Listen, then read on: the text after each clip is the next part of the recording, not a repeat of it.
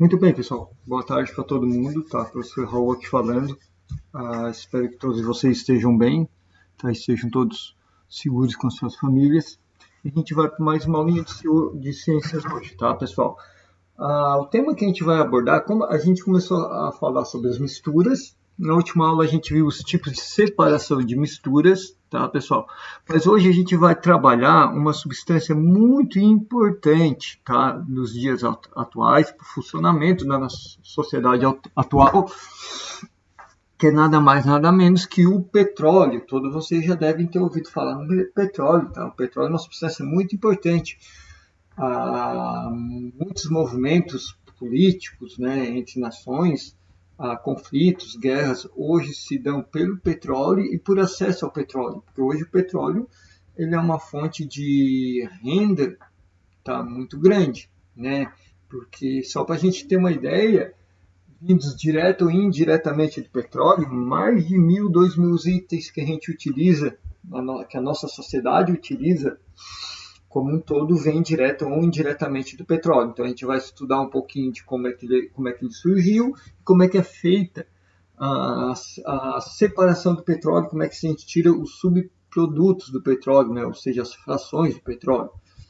Muito bem, primeiro de tudo, petróleo é um combustível fóssil, que quer dizer, então, ele vem da decomposição de matéria orgânica, de animais, plantas, vegetais, ao longo do tempo, isso há milhões de anos, sob certas condições específicas de temperatura, geralmente temperatura e pressões muito altas, tá, pessoal?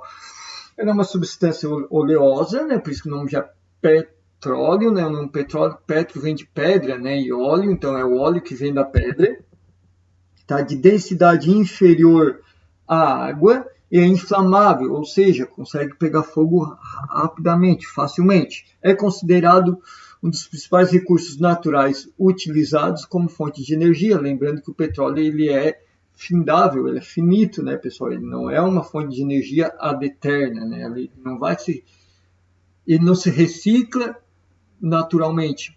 Pelo menos não se recicla, vamos dizer, a um tempo viável da nossa espécie poder observar, tá? Primeiro de tudo, condições para a formação do petróleo. Inicialmente deve haver muita matéria orgânica adequada à geração do petróleo. Esse material deve ser preservado da ação de bactérias aeróbias, ou seja, de bactérias que utilizam oxigênio. O material orgânico depositado não deve ser movimentado por longo período. A matéria orgânica em decomposição por bactérias anaeróbias deve sofrer ação de temperatura e pressão por longos períodos, professor, como o professor tinha falado anteriormente, né? Então, condições bem específicas, vamos botar assim, 3 condições bem específicas para a formação do petróleo: muito tempo, alta pressão e alta temperatura, tá? Que vai influenciar sobre a decomposição da matéria orgânica, né? Esse processo de formação do petróleo deve ter se iniciado com a decomposição dos primeiros vegetais, né? Isso há mais de bilhões de anos, né? Surgindo na Terra. Então, a gente entendendo como é que se forma, já pelo menos um resumo de como é que se formou o petróleo. O que é o petróleo? O que é o petróleo? O petróleo é uma mistura homogênea, ou seja, apenas um aspecto, vindo de substâncias orgânicas, principalmente hidrocarbonetos, está formando bastante carbono e hidrogênio, e substâncias inorgânicas.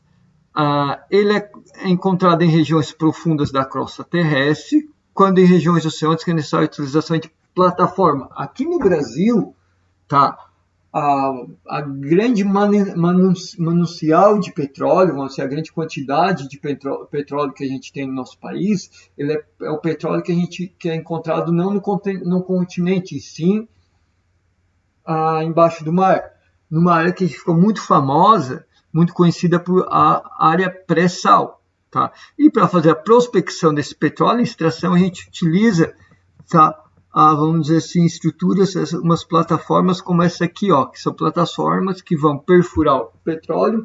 A gente pode botar isso aí em regiões 2, 3, 4, 5 quilômetros, lâmina d'água abaixo. Então, aqui 5 quilômetros, né, pessoal, daqui para baixo, é bem profundo, tá?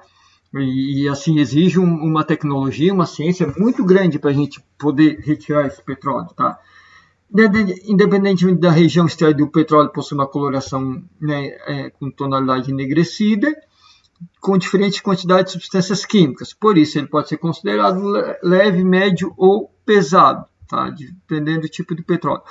O petróleo em forma crua, tá? Assim como extraído, não apresenta nenhuma utilização importante, porém, as mais variadas substâncias apresentam utilizações fundamentais no dia a dia. Tá? Então, o petróleo ele vai passar de um processo de refino, de separação, de industrialização, transporte, para ele ter uma, vamos dizer assim, para ele ter uma finalidade, né, pessoal? Para que as substâncias presentes no petróleo sejam utilizadas, é necessário realizar a separação de cada um de seus componentes.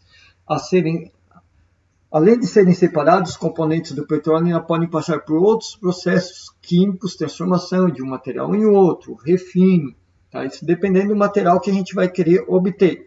A separação dos componentes do petróleo desenvolve diversos processos. Nesse agora a gente vai estudar a etapa inicial, que é a destilação fracionada.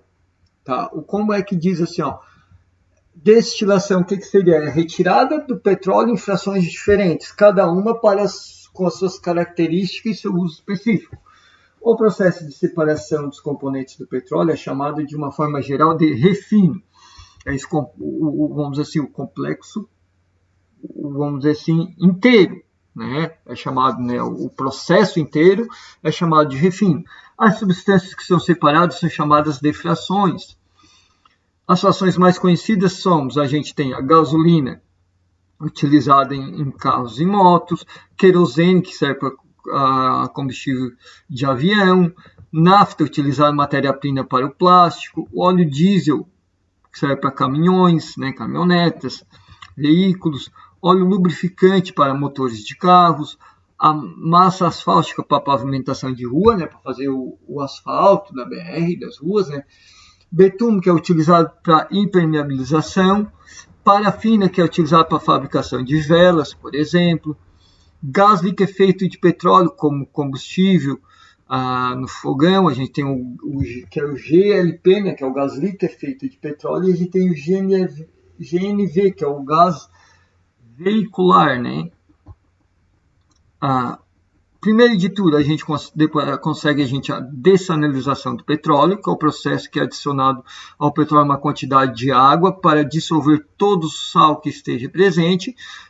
Como o petróleo é menos denso que a água, ficando por cima dela, logo em seguida é feita a separação dessa água com sais de petróleo por meio de um método de decantação. Vai deixando ali e vai separando automaticamente com o passar do tempo.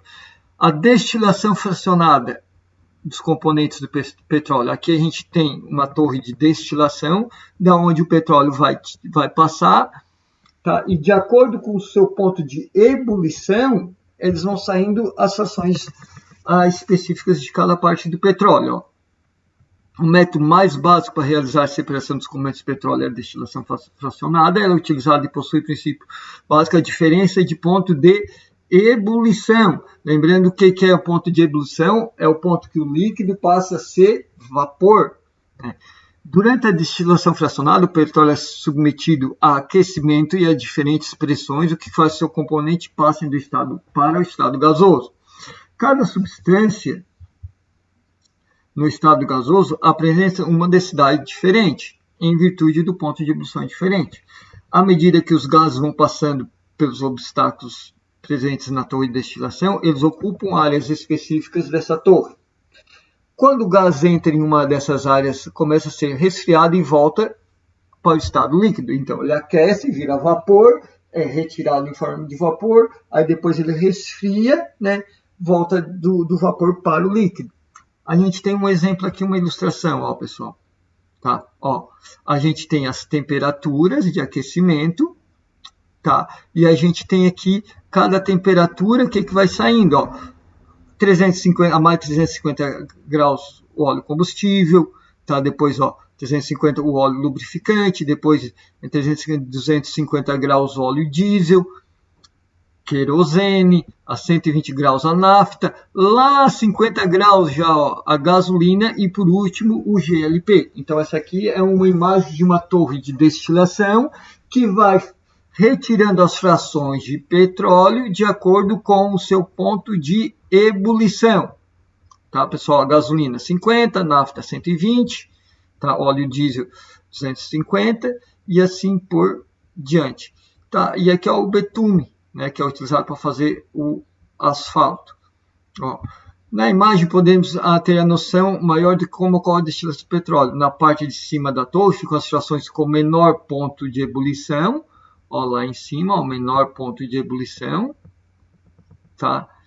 Enquanto no inferior estão as com maior ponto de ebulição. Isso ocorre porque as substâncias com menor ponto de ebulição conseguem atravessar os obstáculos da torre, né, que são esses obstáculos aqui, de fracionamento com mais facilidade, ocupando regiões mais asfálticas. Quer dizer que, ó, lembra que o professor falou lá no começo da aula que é basicamente o que? O petróleo é basicamente feito o quê? De carbono e hidrogênio, dois elementos químicos. Tá? Quanto mais embaixo da ponte da torre de destilação, maior vai ser a cadeia carbônica e a cadeia de hidrogênio, mais quantidade eles vão ter. Conforme eles vão subindo, a quantidade vai diminuindo, tá? E eles vão obtendo subprodutos diferentes do petróleo. Tá certo, pessoal? A gente tem uma imagem aqui do petróleo bem viscoso, né? Se a gente pegar o petróleo e derramar assim, pegar num copo, uma coisa, derramar, a gente vai ver que ele demora a cair, tem um cheiro assim bem forte, né? Bem específico mesmo, não sei se alguém já teve a oportunidade de ver. Tá, pessoal? Aqui a gente tem algumas questões aqui para vocês resolverem, tá? Qualquer coisa que vocês tiverem alguma dúvida, só chamar o professor. Tá, beleza, pessoal? Então, a gente encerra a aula de hoje por aqui. Desejando a vocês um bom estudo e um abraço fraterno.